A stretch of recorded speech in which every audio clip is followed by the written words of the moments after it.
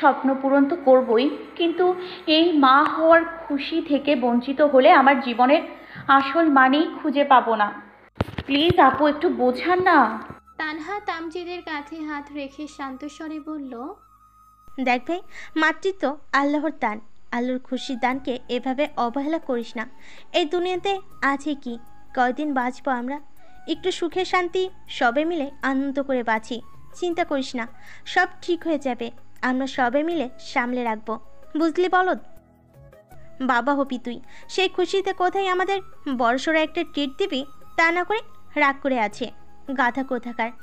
তারপর তারিনের চোখের পানি মুছিয়ে দিতে দিতে বলল, কাঁদে না বোকামি, সব ঠিক হয়ে যাবে। এখন কানাকাটি করলে শরীর খারাপ করবে। যাও, মাথা ঠান্ডা করে সাবধানে পরীক্ষা দিবে। এবার হাসো তো তোমরা একটু। হবু বাবা মায়ের এমন প্যাচের মতো মুখ দেখে আমাদের পুচকে তো রাগ করবে। বলো, হাসো দেখি। ইয়েস। বলে তানহা দাঁত কেলিয়ে উঠল। তা দেখে সবাই একসাথে হেসে উঠল। তানহা চলে যেতেই তামজিদ তারিনকে শক্ত করে জড়িয়ে ধরল। কপালে ঠোঁট ছোঁয়ালো পরম যত্নে। আলতো স্বরে বলে উঠল, অনেক বেশি কষ্ট দিয়েছে তাই না জান? আর কষ্ট দিব না, কখনো দিব না। তোমার গায়ে হাত তুলেছি, আমাকে ক্ষমা করে দিও প্লিজ। আর কখনো এই ভুল করব না। এখন থেকে শুধু আদর করব, বুঝছো? ভালোবাসি। তারিনও প্রশান্তিতে হেসে বলল, ভালোবাসি মাস্টার মশাই, আপনি আমার নিঠুর মনোহর, যে ভালোবেসে আগলে রাখতে জানে, আবার কষ্ট পেলে ভুল করলে শাসন করতেও জানে।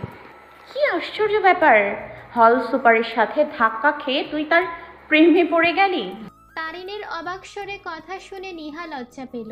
লজ্জা লজ্জা মুখ নিয়ে হেসে মাথা নাড়িয়ে বলল, শুধু প্রেমে না রে তরু, আমি নেওয়াজের প্রেমে হাবুডুবু খাইতাছি।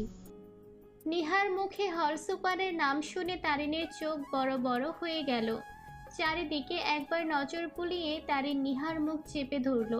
ফিসফিসিয়ে বলল, গাধা, এটা পরীক্ষার হল, আর আজ শেষ পরীক্ষা। যদি কোনো গন্ডগোল করেছিস তাহলে তোকে আমার হাত থেকে কেউ বাঁচাতে পারবে না। নিহা ভুলেই গিয়েছিল ও পরীক্ষার হলে আছে। তারিনের কথা শুনে থতমত খেয়ে উঠল। তারিনের হাতটা ছাড়িয়ে নিয়ে মেকে হেসে বলল, এইভাবে হুমকি দেওয়ার কি আছে গদ্ধব, ভয় পাইছি না? তারিন সে কথায় পাত্তা দিল না। নিজ মনে বলে উঠল, আজ আমাদের শেষ পরীক্ষা, কিভাবে যেন সময় চলে গেল, তাই না রে নিহু? নিহাও আপন মনে জবাব দিল, হ্যাঁ একদম, সময় কিভাবে বয়ে যায় কেউ ধরতেই পারে না। আমি তোকে খুব মিস করুম রে তরু। বলতেই নিহার গলা ধরে আসলো। আজকের পর আর ওদের নিয়মিত দেখা হবে না।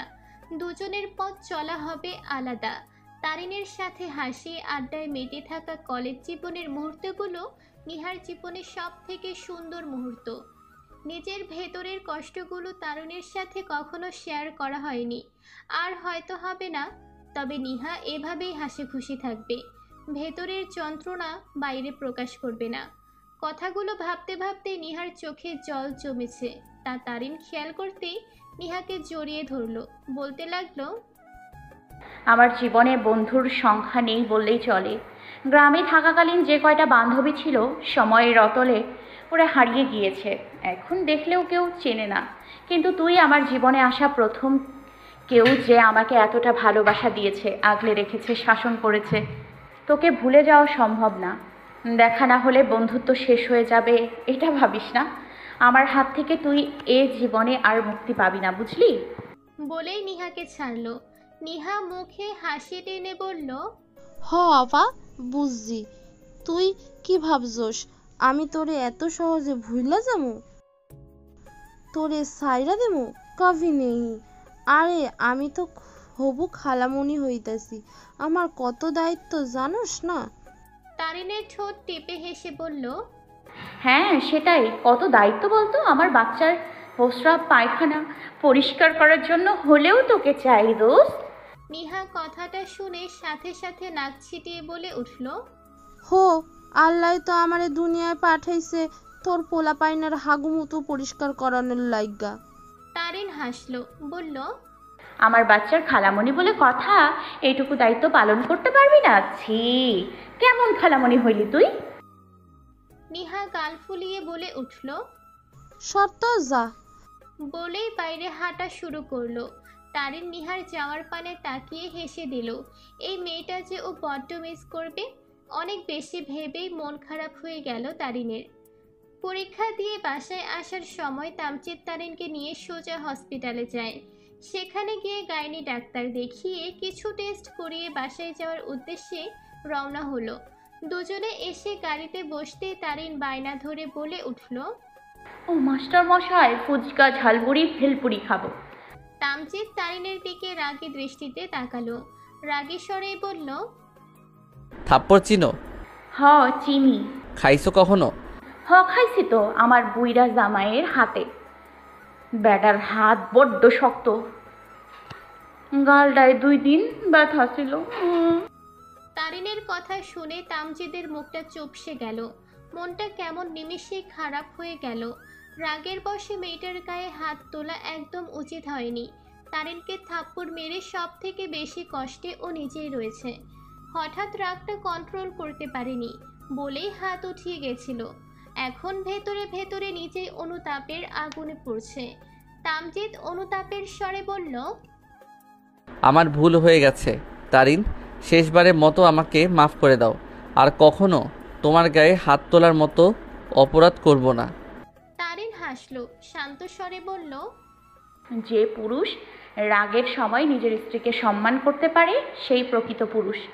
রাগের সময় মানুষ হিতাহিত জ্ঞানশূন্য হয়ে পড়ে, তখন কি থেকে কি করে ফেলবে এটা সম্পূর্ণ মস্তিষ্কের ওপর নির্ভর করে। আপনি আমাকে থাপ্পড় মেরে ভুল করেছেন ঠিকই, কিন্তু আমার তাতে আপনার উপর একটুও রাগ হয়নি, কারণ আমি জানি আপনি নিজের জন্য, স্বার্থের জন্য আমার গায়ে হাত তোলেননি। আমার স্বপ্ন পূরণের প্রথম ধাপ এখন শুরু হতে যাচ্ছে। সেই ধাপে এসে আমি পিছিয়ে যাব, এটা আপনি মানতে পারেননি। তবে নেক্সট টাইম এই ভুল করবেন না, তাহলে কিন্তু ক্ষমা পাবেন না। তামজিদ অসহায় চোখে তারিনের দিকে তাকালো। তারিনের দিকে একটু ঝুঁকে হাত রাখলো 2 গালে। অসহায় বাক্যে উচ্চারণ করলো, আমার ভুল হলে সংশোধন করে দিও, কিন্তু ছেড়ে যেও না। তামজিদের উচ্চারিত বাক্যটা যেন বুকে বিঁধল তারিনের। ছেলেটার চোখে কি অসম্ভব মায়া, ভালোবাসা, অসহায়ত্ব। তারিন উত্তর দিতে পারল না। আলতো করে জড়িয়ে ধরল তামজিদকে। বুকে মাথা রেখে গম্ভীর স্বরে বলল, আমি কিন্তু আপনাকে এখনো মাফ করিনি। কথাটা শুনে তামজিদ সরে আসলো। অসহায়ত্বের ছোঁয়া যেন মুখপানে দ্বিগুণ হয়ে ফুটে উঠল। বলল, সত্যি মাফ করনি? তারিন গম্ভীর হয়ে দুদিকে মাথা নাড়ালো। অর্থাৎ না। তামজিদের চুপসানো মুখটা এবার আরো চুপসে গেল। অস্থির হয়ে প্রশ্ন করল, তুমি যা বলবে, যেভাবে বলবে আমি সেভাবেই ক্ষমা চাইব। প্লিজ শেষবারের মতো অন্তত আমাকে ক্ষমা করে দাও, আর কোনোদিন কাপুরুষের মতো তোমার গায়ে হাত তুলব না। তামজিদের মুখের প্রতিক্রিয়া দেখে তারিন হেসে দিল। হেসে বলল, মাফ করতে পারি একটা শর্ত। কি শর্ত? তারিন ঠোঁট চেপে হেসে বলল, আমাকে ফুচকা ঝালমুড়ি ভেলপুরি এনে খাওয়াতে হবে, আর কানে ধরে সরি বলতে হবে। তামজিদ বুঝলো এই মেয়েকে ওর দুর্বলতার সুযোগ নিচ্ছে, তবুও কিছু বলল না। তারিনকে একটু ভরকে দেওয়ার জন্য কানে ধরে মিষ্টি করে হেসে বলা শুরু করলো, সরি বউ, আমাকে মাফ করে দাও। আর কোনোদিন তোমার গায়ে হাত তুলব না, মানে মারার জন্য হাত তুলব না। যতবার গায়ে হাত দিব ততবার আদর করার জন্য দিব, বুঝলে? তোমার গালে, ঠোঁটে, নাকে, মুখে আর বুকের ওই। তামজিদ সম্পূর্ণ কথাটা শেষ করতে পারল না। তার আগেই তারিন তামজিদের মুখ চেপে ধরল। দাঁতে দাঁত চেপে বলে উঠল, চুপ, একদম চুপ, আর কিচ্ছু না, অনেক হয়েছে। যান, এবার গিয়ে খাবার নিয়ে আসুন। বলেই হাত ছাড়ল। এই ছেলেটার মুখ এমন বেফাস কেন? উফ! তামজিদ তারিনের মুখে দেখে শব্দ করে হেসে উঠল। অতঃপর হুট করে শব্দ করে জোরে সোরে একটা চুমু খেলো। তারিনের ঠোঁটো দয়ে, তারপর চলে গেল বাইরে খাবার আনতে। বিকেলে তামজিদ আর তারিন ছাদের এক কোণে বসে বসে দোলনা খাচ্ছিল। ওদের সামনেই মাইশা নিজের মতো দৌড়ে বেড়াচ্ছে এদিকে সেদিকে। তামজিদের কাঁধে মাথা রেখে তারিন নিশ্চুপে চোখ বন্ধ করে সময়টা উপভোগ করছে। এর মধ্যেই হঠাৎ ভাউ বলে চিৎকারের শব্দ কানে আসতেই তারিন ধরফরিয়ে উঠে দাঁড়িয়ে পড়ল। আর মায়েশা ভয় পেয়ে কান্না করতে করতে দৌড়ে এসে তামজিদের কোলে লোকালো। তামজিদ মায়েশাকে কোলে তুলে নিয়ে পেছনে ঘুরে দেখলো তামজিদের ফ্রেন্ড সার্কেলের সবাই একসাথে দাঁত কেলিয়ে হাসছে। তারিন বুকে থুতু দিয়ে হাঁপ ছেড়ে বলে উঠল, এক্ষুনি হার্ট অ্যাটাক করিয়ে দিচ্ছিলেন মা গো। তামজিদ মায়েশাকে শান্ত করে রাগের স্বরে বলে উঠল, এই জীবনে তোদের একটাও আক্কেল হবে না। আমাদের বাড়িতে কেন এসেছিস তোরা? উইদাউট ইনভাইটেশনে কারোর বাড়িতে আসতে নেই, জানিস না? তামজিদের কথা শেষ হতেই ওরা সবাই দাঁত কেলিয়ে বলল, না জানি না। তারিন এবার হেসে ফেলল। জুই আর খুশবা এগিয়ে আসলো তারিনের দিকে। এসেই তারিনকে জড়িয়ে ধরে বলে উঠল, কংগ্রাচুলেশন বুনু, ফাইনালি আমরা খালামণি হতে যাচ্ছি। খুশবা বলল। রিহাব তা শুনে বলে উঠল, আরে নাচতে ইচ্ছে হচ্ছে বললে কি হবে, নাচতে হবে তো। Music please. বলতে না বলতে রাফি, রিহাব, রাহিম, মুজাহিদ, অয়ন মিলে একসাথে বেসুরো গান গাইতে গাইতে নাচা শুরু করলো। ঝং পড়া যৌবনে রং লেগেছে কেমনে গো, একটু বলো না। ফুল গাছে পানি দিলে ফল তো হইব গো, বন্ধু জানো না? তোমার কোন কোন জায়গায় ব্যথা গো বন্ধু বলো না। ও মা হমু আমরা গো, মিষ্টি খাও না। লা লা লা লা লা, মিষ্টি খাও না। ও মা হমু আমরা গো, ও মা হমু আমরা গো, তোমার কেন জ্বলি গো বন্ধু বলো না। তারিন, জুই, মাইশা হাসতে হাসতে শেষ। তামজিদ রাগে ফোঁস করছে। প্রথম লাইনটা কোন ইঙ্গিতে ছিল তা বেশ বুঝেছে। তারিন লজ্জা পাচ্ছে ঠিকই, কিন্তু ওদের নাচ আর গানের বাহার দেখে না হেসে পারছে না। মাইশাও হাসছে খিলখিল করে। এরা যে আজ তামজিদের গোষ্ঠী উদ্ধার করবে তা বেশ বুঝতে পারছে তামজিদ। মনে মনে বলছে, আল্লাহ, এতগুলো পাগলের মাঝে আমাদের কেন ভালো মানুষ বানাইলা? দৌড়ে সিঁড়ি বেয়ে ছাদে ওঠার সময় কারোর একজনের সাথে ধাক্কায় সোজা নিচে পড়ে যায় নিহা। 4-5টা সিঁড়ি বেয়ে নিচে পড়ায় বেশ ব্যথা পেয়েছে কোমরে, মাথায়, তবে বড় কোনো ব্যথা লাগেনি। নিচে পড়েই নিহা ব্যথায় আর্তনাদ করে ওঠে। আল্লাহ গো, আমার কোমরটা শেষ, তরু মরে গেলাম। নিহার চিৎকার কানে যেতে তারিন, তামজিদ সহ বাকিরা হন্তদন্ত হয়ে সিঁড়ির গোড়ায় আসতেই দেখলো নিচে সিঁড়ির নিচে পড়ে আছে। পাশে নেওয়াজ বেশ শান্ত হয়ে বুকে হাত গুজে দাঁড়িয়ে আছে। তামজিদ দৌড়ে নিচে আসলো। নিহাকে টেনে উঠাতে উঠাতে জিজ্ঞাসা করলো, তুমি এভাবে পড়ে গেলে কিভাবে? দেখে হাঁটবে তো। নেওয়াজ এবার মুখ খুলল, গম্ভীর স্বরে বলে উঠল। অন্ধ মানুষ আবার দেখবে কিভাবে? নিহা রেগে ফুলে উঠল, বাজখাই গলায় বলে উঠল, এক ঘুষি দিয়া থুতমা ভস্কায় দিব। আমি কানা আপনার এবার মানুষটার মুখের দিকে তাকাতেই মাগো বলে চিৎকার করে তামজিদের পেছনে গিয়ে লুকিয়ে পড়ল। নিজেই বলা শুরু করলো, এই বেডা এখানে কেন? হায় হায়, এখন আমি তারে যেখানে খুশি সেখানে কল্পনা দেখা শুরু করছি। না, আজকাই যাইয়া মারে কমু আমারে একটু ঝাড়পুছ দিয়া আনতে, মাথায় ওই বেডার ভূত ঢুকছে।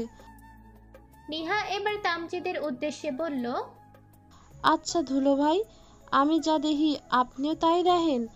তামজিদ জিজ্ঞাসা করলো, তুমি কি দেখো?